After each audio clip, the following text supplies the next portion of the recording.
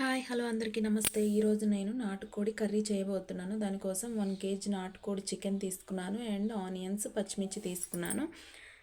ప్రాసెస్లోకి వెళ్దాం రండి. చూసారు కదా, స్టవ్ మీద కళాయి పెట్టుకొని అందులో ఆయిల్ పోసుకున్నాను. నూనె కొంచెం వేడయ్యాక బిర్యానీ ఆకు వేయాలి. అది కొంచెం వేగిన తర్వాత పచ్చిమిర్చి ఆనియన్స్ వేసుకోవాలి.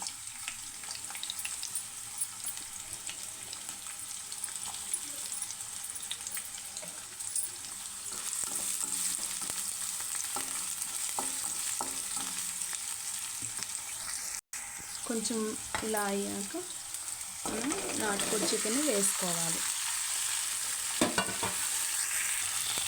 కొంచెం తాలింపు గింజలు పసుపు వేసుకోవాలి. ఒకసారి ఇదంతా మెల్ట్ అయ్యే వరకు కలుపుకోవాలి.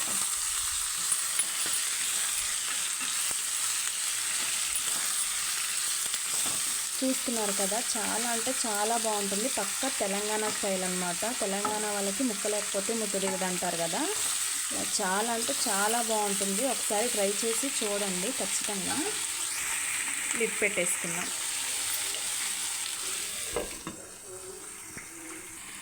మధ్య మధ్యలో లిడ్ తీసి ఒక 5 మినిట్స్కి ఒకసారి కలుపుకోవాలి. ఈవెన్గా స్ప్రెడ్ అయ్యేటట్టు మొత్తం ఈవెన్గా ఫ్రై కావాలన్నమాట.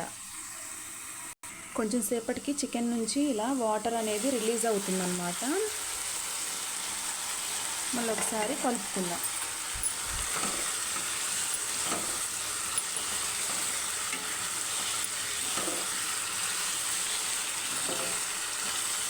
అటు ఇటు కలుపుకోవడం వల్ల ముక్క అనేది ఈవెన్గా కుక్ అవుతుంది, అంతా ఒకేలాగా కుక్ అవుతుంది. చూసారు కదా, ఇందులో వాటర్ అన్నీ ఇనికిపోయినట్లున్నాయి. ఒకసారి చూద్దాం లిడ్ తీసేసి. చూసారు కదా, వాటర్ లేకపోయినా ఇలా ఒక 5 మినిట్స్ మగ్గించుకోవడం వల్ల మనకి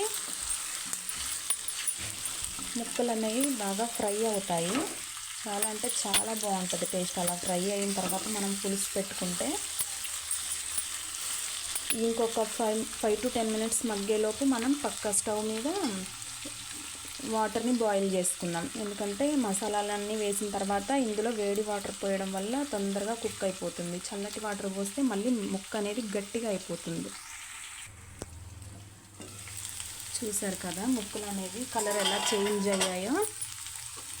ఈ టైంలో అల్లం వెల్లుల్లి పేస్ట్ వేసుకోవాలి. కర్రీకి సరిపడా వేసుకొని కలుపుకోవాలి. ఇందులో ఒక స్పూన్ కొబ్బరి పౌడర్ అన్నమాట, మనం ఇంట్లో ప్రిపేర్ చేసుకున్న కొబ్బరి పౌడర్ వేసుకొని కలపాలి. ఉప్పు కూడా వేసుకోవాలి. నేను రాళ్ళ ఉప్పు అయితే ఈ స్పూన్తో 1 స్పూన్ వేసుకుంటున్నాను. మీ టేస్ట్కి సరిపడా మీరు వేసుకోండి. కారం చూసారు కదా, నాటుకోడి కర్రీకి కారం ఎక్కువగా పడుతుంది, కానీ నేనే తక్కువ వేస్తున్నాను పిల్లలు తింటారని. అది మీ ఇష్టం, మీకు తగ్గట్టు మీరు వేసుకోండి. అండ్ మన ఛానల్ని సబ్స్క్రైబ్ చేయడం మాత్రం మర్చిపోకండి. ఇలాంటి టేస్టీ వంటలు ఇంకా చాలా అంటే చాలా వస్తూ ఉంటాయి. దానికోసం మీరు సపోర్టింగ్గా లైక్ చేయండి. చూసారు కదా, ఇప్పుడు మొత్తం డ్రైగా అయిపోయింది. మనం ఇప్పుడు హాట్ వాటర్ ఉన్నాయి కదా, మనం వేడి చేసుకున్నాయి. ఆ హాట్ వాటర్ ఇందులో పోయాలి.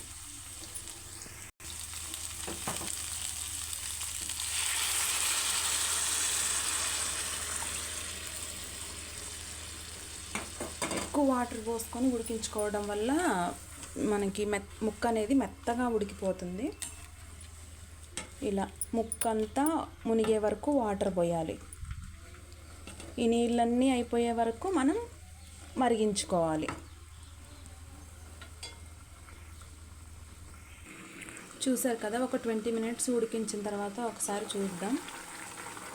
చూసారు కదా, ఆయిల్ బబుల్స్ అనేవి పైకి తేలుతున్నాయి. ఈ టైంలో మనం మసాలా వేసుకున్నాం. ధనియా పౌడర్ అన్నమాట ఇది. కొత్తిమీర కూడా వేసేసుకున్నాం.